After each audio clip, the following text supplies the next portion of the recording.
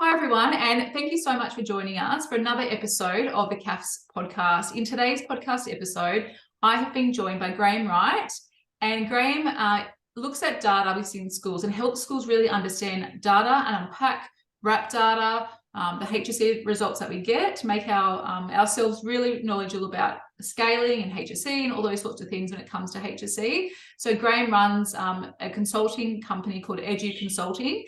And if you would love to pick Graham's brain about how you can use your data to help you kind of get some feedback around what the kids have done, what you can do to improve how the kids have gone, please reach out to him. And Graham will share some details at the end. But a huge welcome to the CAFS podcast, Graham. Thank you very much for having me. I appreciate it. Thank you. Thanks for jumping on. And Graham was one of our guests in our CAFS collective, our CAFS masterclass a couple of weeks ago. And the members that we did have on in our masterclass had so many great questions and took so many big takeaways from our session together. And we kind of want to unpack a few little things because not everyone is part of the CAFS collective. But I think some of the things that are often out in the public around community and family studies, and look, I've taught this course for 18 years. I'm a very big advocate for it. I often have these conversations, but I don't kind of have the expertise like Graham and the data to back it up. So obviously I kind of experience with my own students, but we'll kind of unpack those things as we go through. So the first question I'd love to kind of unpack with you, Graham, is what can schools do at the end of the year, beginning of term one, to really have a look at their HSC results and go, okay, what can we do now with our CAFS results to move our kids forward or to move us forward for our HSC results to improve? Yeah, that's a really important thing to get right. And I think something that lots of schools are working towards and lots of faculties, I think, maybe struggle with a little bit. The way that I see it is, you have to conduct an analysis of HSC results. And then out of that analysis, I want to know two things. The first one is, what is the content that we're teaching well? Now, one of the awful realities about the HSC is that the only thing that matters to schools when it comes to student performance is how well students achieve in the HSC exam. So when I say what's the content that we're teaching well, I'm not actually asking what's the content we're teaching well. It's what's the content we're teaching well that's resulting in students giving the best responses they can in that CAFS exam. That's the first thing. And the best place to do that by far is the item analysis in the RAP. Understanding how to use that item analysis to create smaller classes within classes is a really, really helpful tool for doing that. Yeah. And so for anybody looking at that, the first thing I'd say is look at your results overall for your cohort, and then look at your results for your high achievers. Create a group in the RAP that you think constitutes your high achievers, whatever that looks like and is appropriate for your school. And then ask for our high achieving students in this course, what are the questions that they're not answering as well as we think they should have? So where have we gotten 4 out of 6 instead of 5 out of 6 when we know that we could have? Things like that are going to be able to be really helpful in thinking about ways that we're better preparing the next group of students for the HSC. So that's the first one. That's awesome. And I think a lot of schools still don't use RAP data. Some schools that I work with and I coach, or in our CAFS collective membership, they say, oh, what's RAP? I'm like, okay, let's just kind of take a few steps back. RAP kind of gives us that big snapshot of, really digging deep into the HSC results. It's not just working out how many band 4s you got or band 6s you didn't get. It's actually going to every single question, working out, okay, for this multiple choice kind of question, that type of question, how have our kids gone? Okay, if it's to do with data and numbers and statistics, and our kids across the board have done poorly, that's, I think, for me, like feedback for me as a teacher to go, what I can do is now focus on that, because that's a weakness for me as a teacher. And I found that for me, I think the cohort I had in 2010, my eldest daughter was born that year. I know that they struggled with numbers and data and statistics for some reason, that just that visual. I think some of them were non-English speaking. So even though they're very mathematical looking, it had a lot of literacy that they kind of have to read, the axis and whatever else. I think they really struggled with that. So I said, okay, from day dot, we're working on this. We're working on graphs and data and giving our kids unseen questions that kind of helped with that. So I think looking for those patterns across your cohort, either like year after year, our kids really struggle with, maybe for us as CAFS people, for our groups in context, or maybe that stuff on preparations for parenting is something that we really struggle with, and seeing those things across time, but also capturing it right there and right then, I think. So if I see something that maybe my kids have, my good kids, I thought they might have done really well in that concept, how can I use that data to then change my practice? Like, are you talking about teachers actually changing how they teach? I think that there's a couple of things. So one of them is that understanding all of that has to be put into the context of actually knowing the students that we're talking about. So one of the things that I can't do, for example, is I can't come into a school, conduct a RAP analysis of the item analysis, do my own stuff that I do with schools, and then say, so here are things that are true about you in terms of value judgments. I can't do that. No matter how much information and numbers I get, it's a lack of knowledge of the school, of the teachers, of the students, means that I am totally hamstrung in being able to do that. So that's totally and vitally important. Yeah. The next thing is that I think that with lots of things in the HSC, we have to understand that it's a really peculiar program. And so I really think it's true. It is true. It's definitely true that you can be an absolutely brilliant teacher, really give students a good understanding of content and an understanding of what's, on the topics, but still not get great HSC results for your students. So, and I call helping students to just do well in the HSC strategic practice. And in any subject, and CAFS is no exception, you need excellent teaching just because it's excellent teaching, and it's just the best things to do for students and give them the opportunities to learn in all different ways and all those things that we know are great.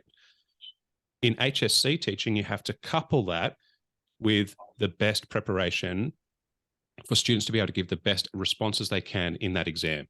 And that's something that we don't like as teachers, but it's the reality of the system that we're working in.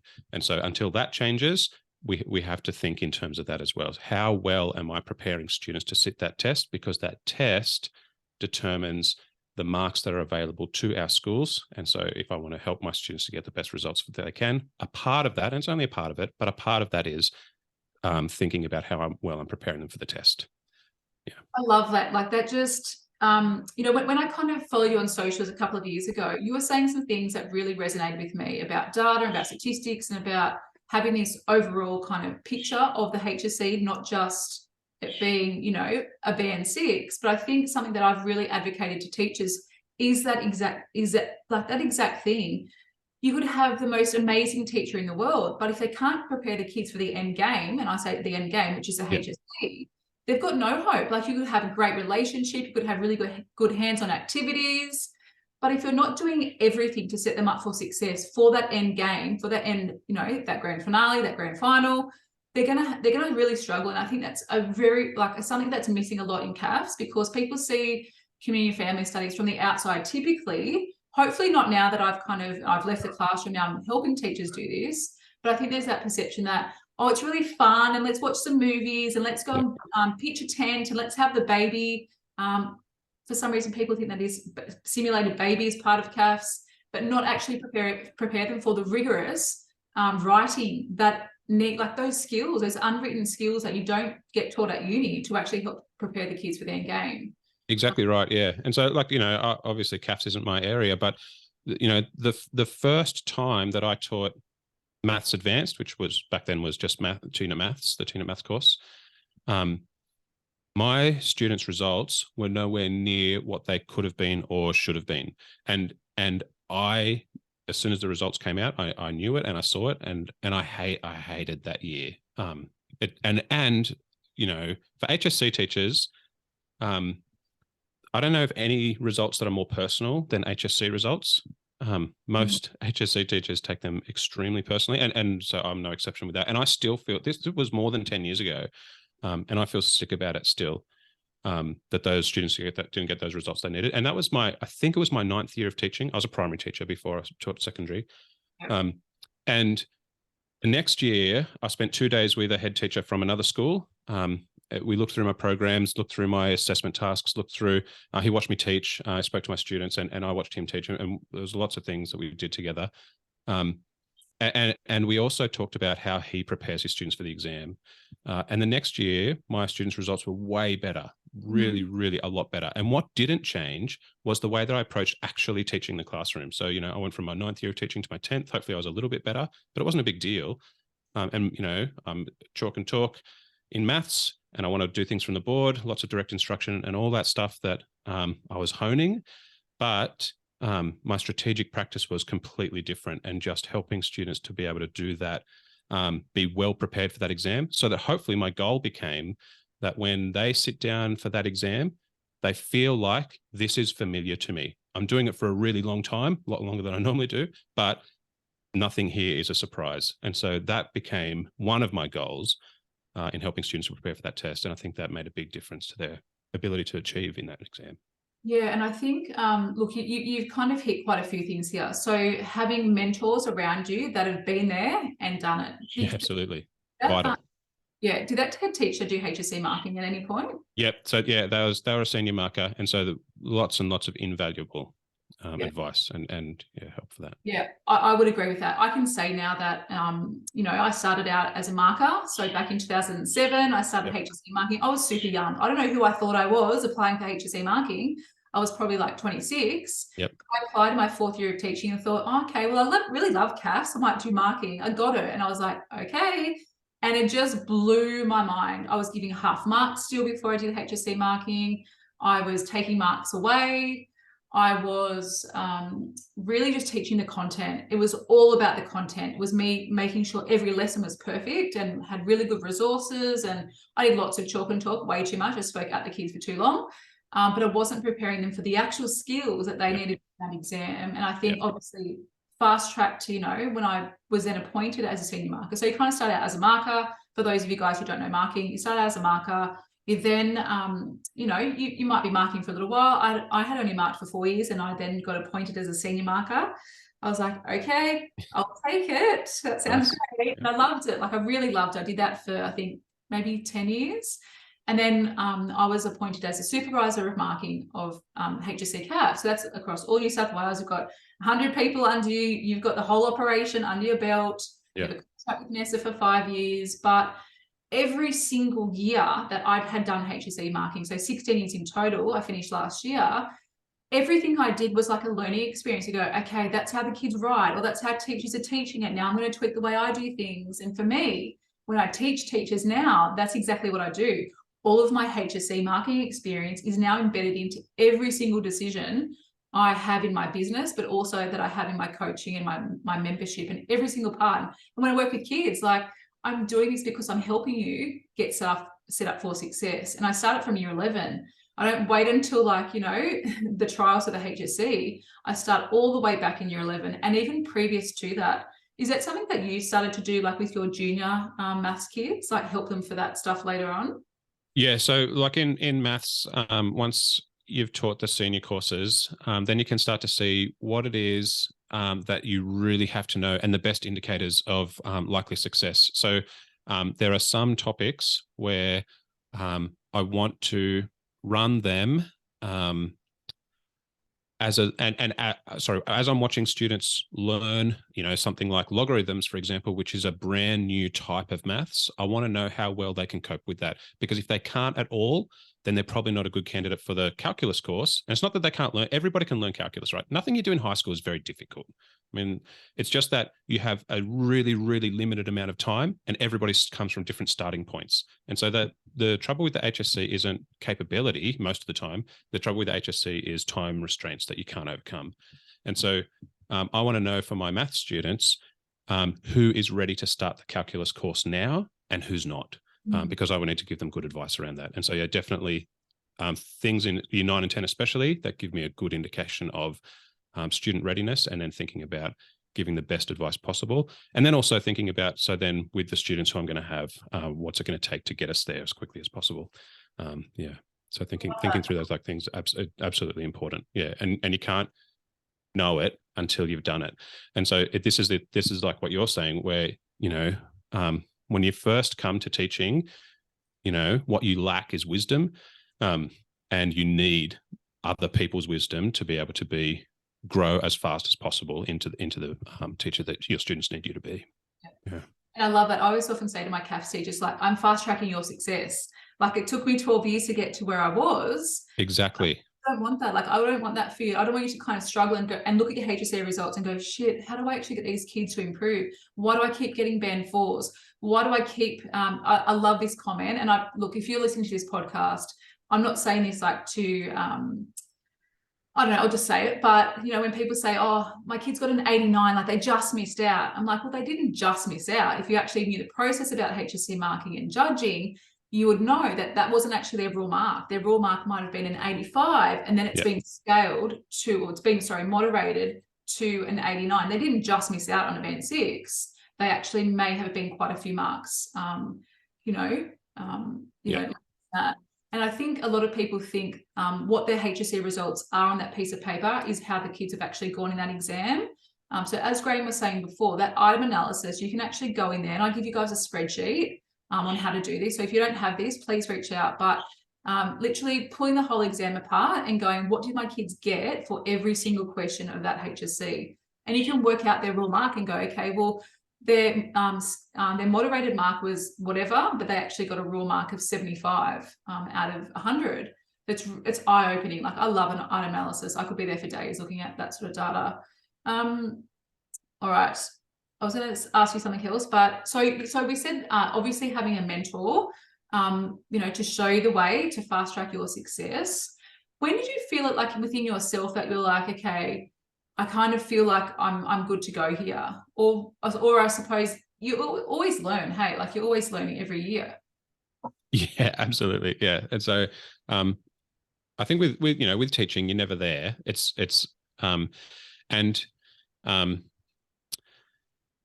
One of the things I've been thinking about a lot lately, it's off topic, but it is how do we build expertise in ourselves?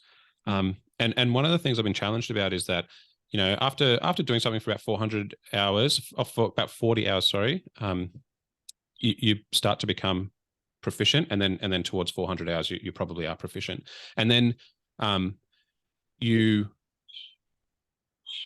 then need to be doing things which are deliberately difficult in order to grow any further. So without deliberate practice, you can't develop expertise. So this, you do something for 10,000 hours to become an expert in it.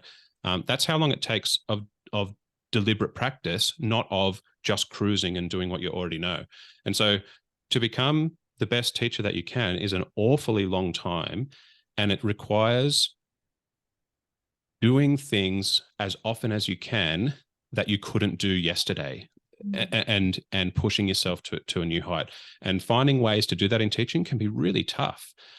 And because you've got a daily grind, which is difficult, and you've got, all these reasons why that's not easy to do, but to be able to have opportunities to ask yourself difficult questions and then come up with difficult answers, I think really helps to develop that growth. And so when it comes to, data analysis, it's asking, what does it look like to do a little bit better than I did yesterday or last year? One of the challenges with teaching is the timeframes are so long before you get information about how students have achieved. So we're doing 12 months and then we get HSC data. You've got to wait 12 months to get the next lot. So in between, having some intervals to be able to think about, where do I think my students are headed in terms of band achievement? Why do I think that? And how can I help them to achieve at a slightly higher result? And then keeping on doing that through the year, I think, is an important part of that. Helping just to continue development of yourself and then of your students and their learning. I love that. Like, that's really probably a polarizing position that a lot of people don't think about, that we are the guide, but if we don't continue to push ourselves, if we don't continue to grow or change, or have someone maybe watching us teach and say, Kell, I really loved how you did that, but have you thought about doing it like this before? We did quality teaching rounds when I worked in the public system for 2.5 years, and I ran that with our staff. First of all, it started out with just my faculty, and look, I was from the Catholic system. They thought I was making things up with HSC data and results and programming and HSC skills, and they realized that, I was using all this expertise, but that's what I was preparing my kids for, for that. Anyway, so we did quality teaching rounds, and it was that continual feedback to each other.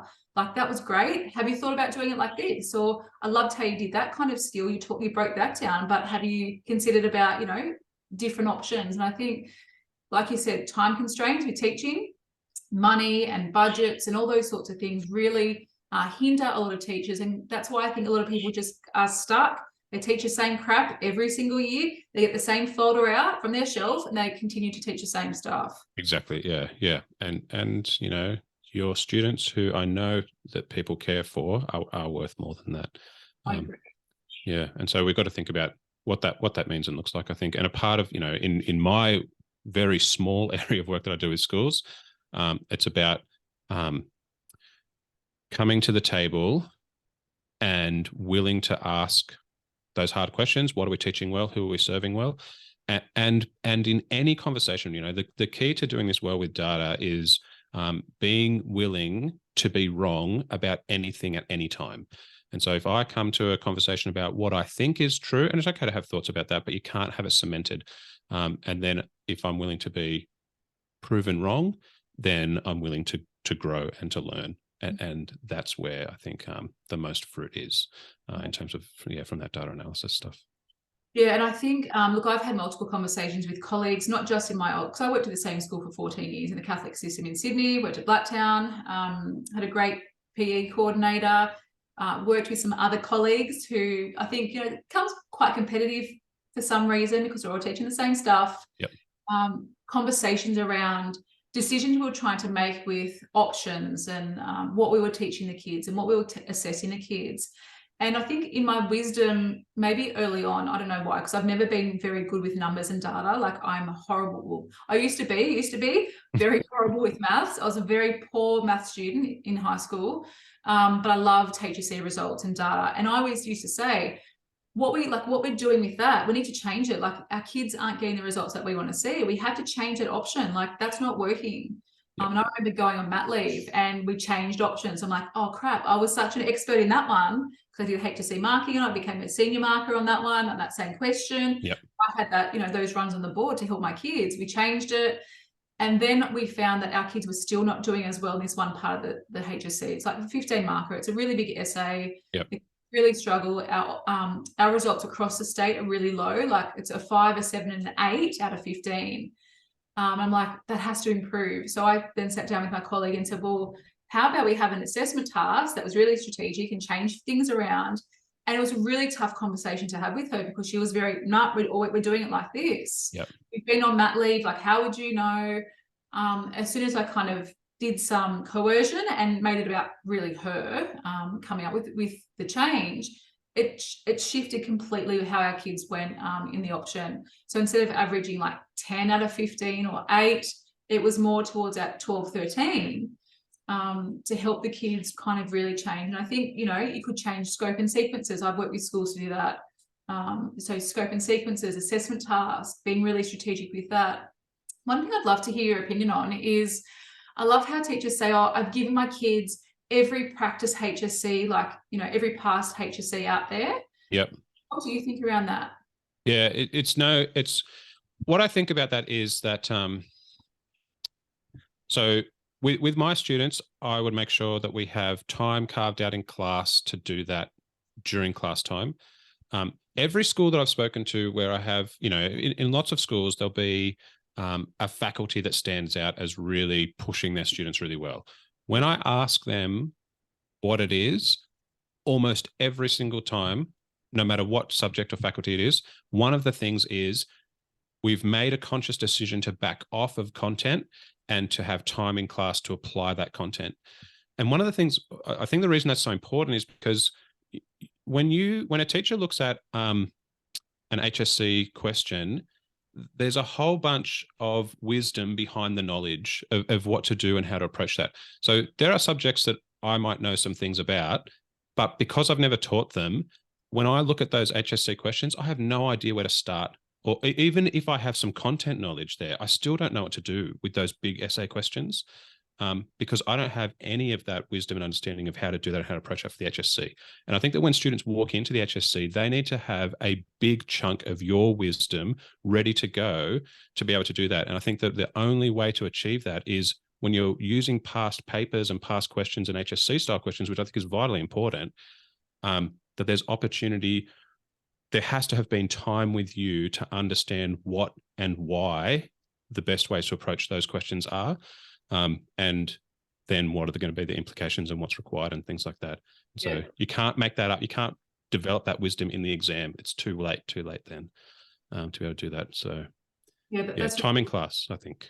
Yeah, time in class. I always say to my teachers, especially now, as you continue to read and learn for yourself, understanding by design. Have you come across Wiggins and McTee?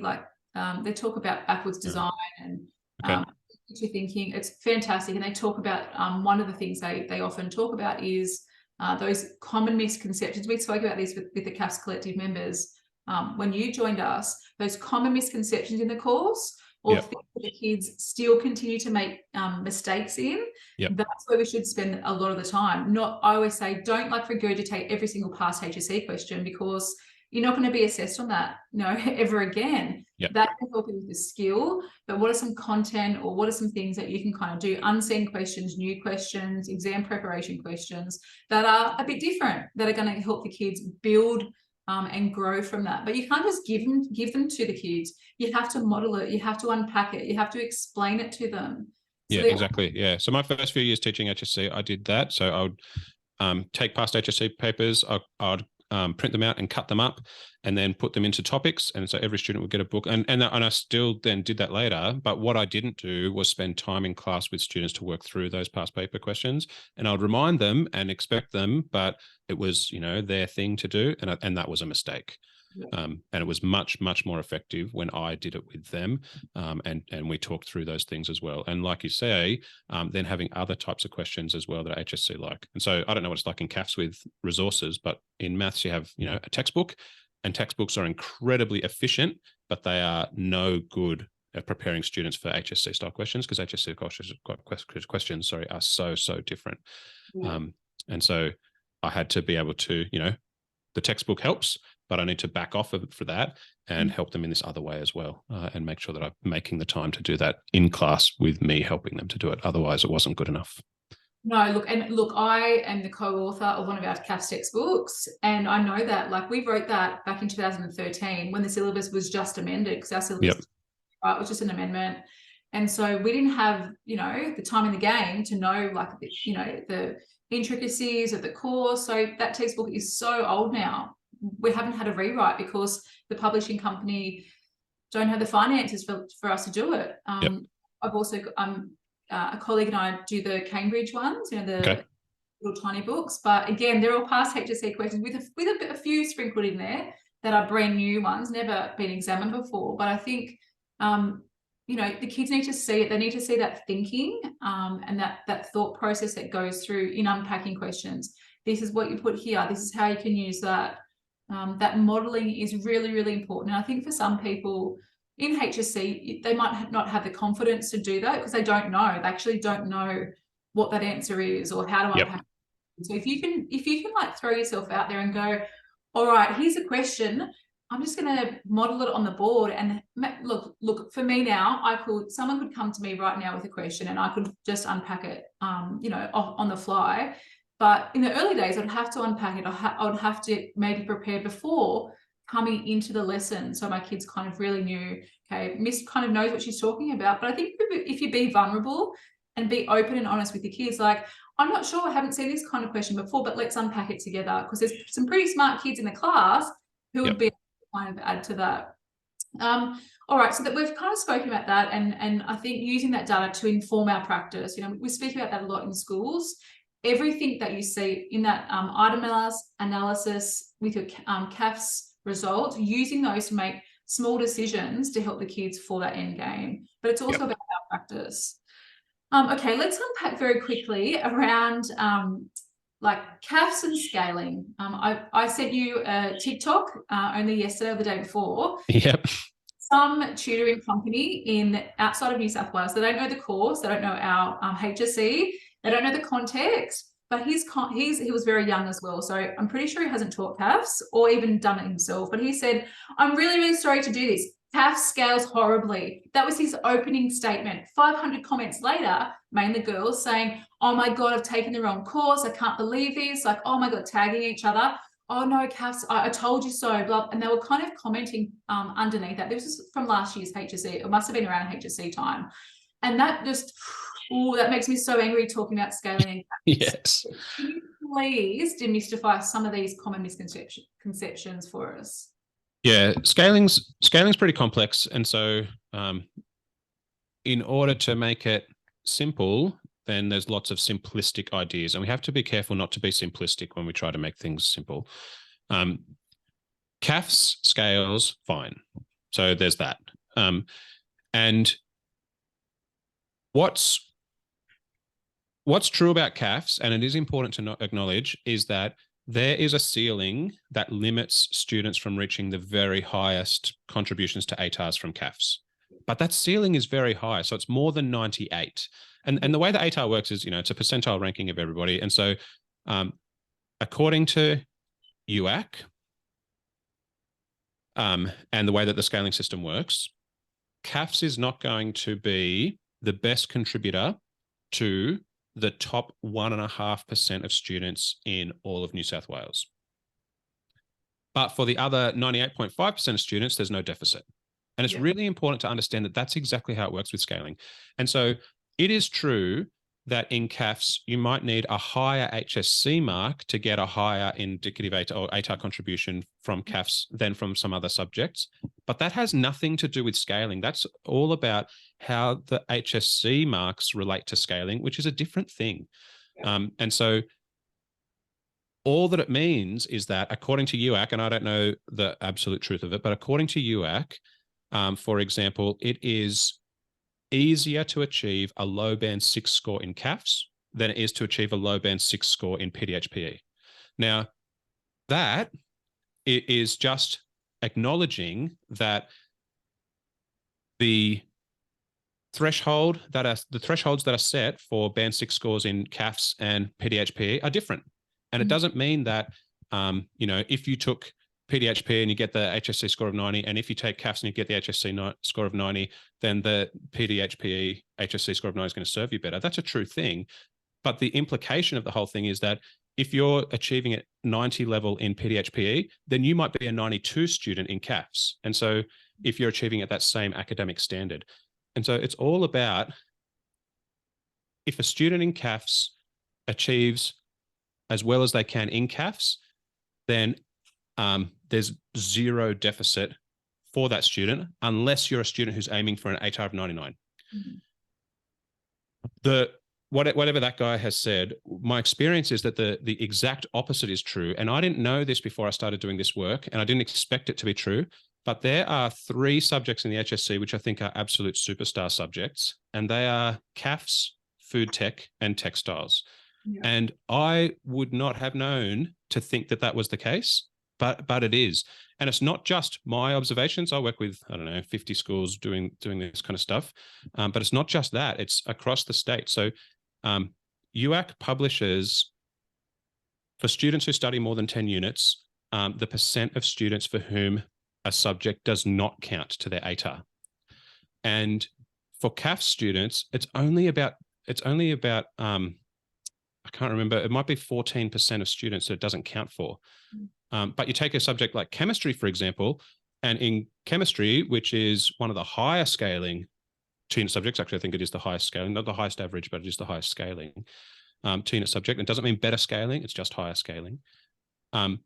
For students in chemistry who have more than 10 units, 25% of them won't have chemistry count towards their ATAR. That means that for 1/4 of students, chemistry is probably their worst subject in the course. Whereas in CAFS, it's only something around 16 or 14%. And there's a big difference between those two numbers. And so CAFS is the number in New South Wales with the lowest percent of students for whom the subject doesn't count. And so that means that students are achieving better in CAFS than their other subjects more of the time than in other subjects. And so, and I see that borne out across students who are getting, you know, more than a band, you know, students getting band 4, and especially students getting band 5s and 6s in CAFS. It is very, very often the highest contributor to their ATAR. The same is true in food tech, the same is true in textiles. And I think it's because it's a very, very high interest subject. You don't get a lot of students in it who aren't keen on it. And then that puts you in a position of absolute advantage where when you have students who are keen on the subject matter and the content that you're going through, and they are willing to work at that because they want to work, but also because it's genuinely interesting and something they're keen to pursue, then you get tremendous advantage in achievement there, because students will outperform themselves in that than in some other subjects where they're there because the line dictates that they had to choose something. Or because their leadership team or the deputy has said, CAFS scales well, don't do CAFS, go and do a science. Oh, you kind of want to be a nurse? Go and do, I don't know, chemistry instead of doing biology, or instead of doing CAFS or something like that, you know. You get a lot of those comments. Look, I would love, if you're listening to this as a CAFS teacher, please skip back to about 2 minutes ago and re-listen to that. That is great for you as a CAFS teacher, that our kids want to be there. They want to learn our content. It's relevant to life. But also you're doing a good job. That means you're doing a great job as a CAFS teacher, and have done that consistently over the years to build our course up to that point. Like I taught for 16 years and I had in Blacktown, I had kids from, you know, who would immigrate to Australia. They couldn't speak English in my class. I remember having this beautiful Sudanese girl. I can't remember her name off the top of my head, to be honest. She was a bit older. She was probably about 21, but the other kids didn't know that. She had no idea. Like, she honestly, I had to unpack every single thing for her. She had an ESL teacher at the time in class, all that sort of stuff, but she really struggled. I had a big number of those sorts of kids. You know, Indian families would kind of come to our school. I had the full mix. It wasn't a private school. It was a Catholic school. It wasn't, you know, selective at all. But we had lots of our kids get really good results, because I think part of the secret wasn't just one thing. It was breaking it down, as making sure we had, you know, good content and good interest. But seeing year after year, our kids, you know, do better, improve. We had a big number of kids who would get their, you know, their ATAR would be in the 90s because they loved the course, they did well. Okay, of course they're going to do really well in the HSC. We had a number of our kids who were the ducks, and I worked there for 14 years, who had CAFS in their mix. They had CAFS, they had food tech. It's funny that you said that. Food tech did really well at our school. Modern, society and culture, not much science. Like, it was that kind of, you know, really subjects that I think people were quite surprised with. And I remember when I came up here to the coast, we had a big comprehensive senior school. We had the same thing. I think the 2 years before I left, we had the two girls, the ducks, they both had CAFS. Yep. So I think it's a really big misconception across New South Wales. And I think the minute, you know, as CAFS teachers, we need to advocate for this. You need to get your deputy or your leadership team to listen to this podcast episode to really demystify what's happening and what's said out there about our course. You know, we've got 10,000 kids in the HSC who sit this course for CAFS now. There's a lot. Like, we need to be kind of speaking out to a lot of these things. You know, I hear a lot of people say, you know, CAFS is like the dumb cousin of PE. But it's just different. Like, it's a different course. Exactly. It's not as sciencey, so the kids really love it. They can talk about it. It relates to their life. Anyway. I think it's really important, you know, and it's true in almost every subject, you know, and it's true of CAFS that CAFS doesn't give you any scaling advantage. It also doesn't give you any scaling disadvantage. For students who work well and are properly guided through the course, it will serve them very well. And that's true in pretty much everything. And so if it's a subject that you have students who are interested in, then it's a subject that and that you can resource, then it's a subject that should be running in school, and that should be encouraged for students who are interested in that content, whether they're high achieving students or not, to be taking that subject, because it has the potential to serve pretty much anyone, except for a tiny, tiny percentage of the state. And that's just a true thing. And so that's great. There's no deficit.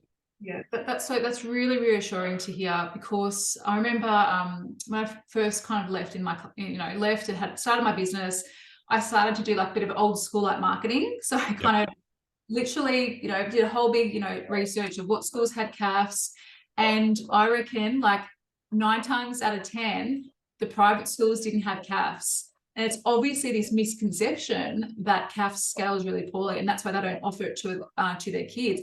If they offered it, I'd love to see their results change. I'd love to see those kids who really struggle with the sciences, the chemistries and the biologies, those courses that traditionally kind of, are more difficult on paper.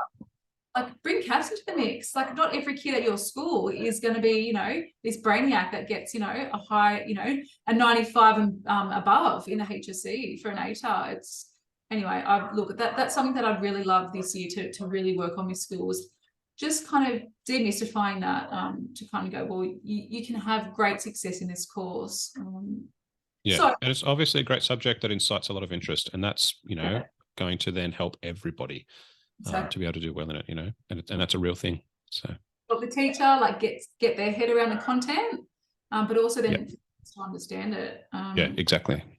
So, like, if I'm a teacher who has an exec or a leadership team that has that often negative perception, or if I've heard things at my school, what advice would you give to them around scaling and HSC and CAFS and those sort of conversations? I think be really careful about it. So changing, when people have an understanding of something that's based on ignorance, it's almost impossible to change it unless that ignorance can be dealt with. And it's often bound up in a lot of emotions like pride. And so it's really, really difficult.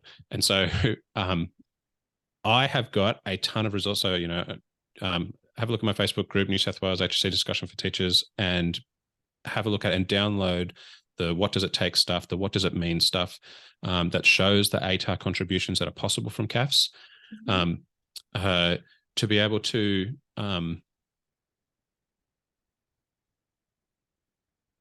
think about, is this a subject that we should offer? You first have to answer, is this a subject that we have the capacity to teach? So only once the answer to that is yes, then I think start asking and asking and asking, and being polite and respectful, but asking to have a go. So can we give this thing a go? I want to try. I want to show that it can be, because if it's taught well and you have students in there who are interested, then you will see success. But if it's your first time teaching it, or something you haven't taught for a long time because it's not been at the school, then make sure you are well resourced to begin with, to be able to give yourself the best chance of success before you start at it. Is what I would say to that, because you in a subject where people don't believe you can, you're probably only going to get one shot to prove them otherwise. Yeah. And look, I have worked with some schools recently that it's been like that. So I've done quite a few coaching sessions with those schools. So I've come in, how do you say to someone, look, just trust me. Like, I've marked the HSC for 16 years. I was a supervisor of marking for 5 of those years. Like, I've seen it. I've seen what the kids don't do. I've seen what the kids don't include, or what the teachers aren't teaching to get the kids there. Like, the kids don't know what they don't know because they haven't been taught it. So you can't come into a school, you're brand new, or they don't even know who you are, to kind of say, look, CAFS is great, but let me show you what you can do. Let me fast track your success in this course. And I've worked one-on-one with a school, quite a exclusive school in Sydney, and their results last year, they got, I think they had high 5s and 6s. I don't know if they got any band 4s, maybe 1 band 4. I think there was about 15 kids, 12 kids. So I think that's true. You need the resources. Either reach out to me, reach out to a colleague or a school that's doing the course. But something I'd really love for teachers to just be mindful of. A lot of people claim that they're like an expert, or they've got a lot of experience in that course.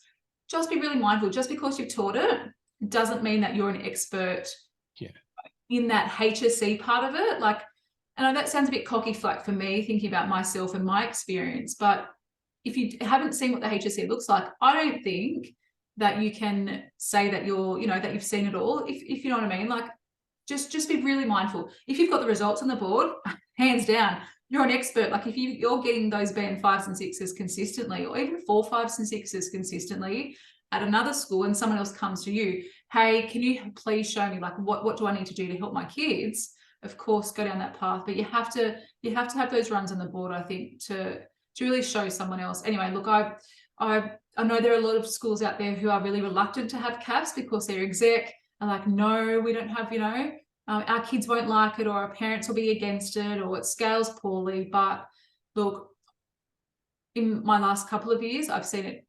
have a really good impact on the kids, but also, it then builds that faculty as well. Like you have more, more subjects to teach in the PE or TAS faculty, and it's a bit of a win-win for everyone. Yep. All right, so to wrap up for today, is there any advice that you would give? First of all, I'll ask you a question about CAFS, but any advice that you would give to CAFS HSC teachers to really prepare their kids for the end game, which is the HSC? I think that being conversant with the item analysis, and ask, if you don't have access to it, ask, and if you don't have experience with it, play around, and also find somebody who does, who can tell you the things to look at, and understanding students' past results is incredibly informative. It doesn't determine everything, but it will help you to prioritize and think about, so what are some good decisions for our future? I think that's really important. The other one is to think about, in everything, every teacher needs to be thinking, am I being a good teacher? What can I improve on? But as much as you can, understand this beast that is the HSC, and what it takes in your subject. So I'm telling you that it takes something. I don't know what those things are. I've never taught CAFS. I don't know. Obviously Kelly is going to be a good person, and there's going to be other people as well. And so asking, what does it take to help our students, to guide them through this thing?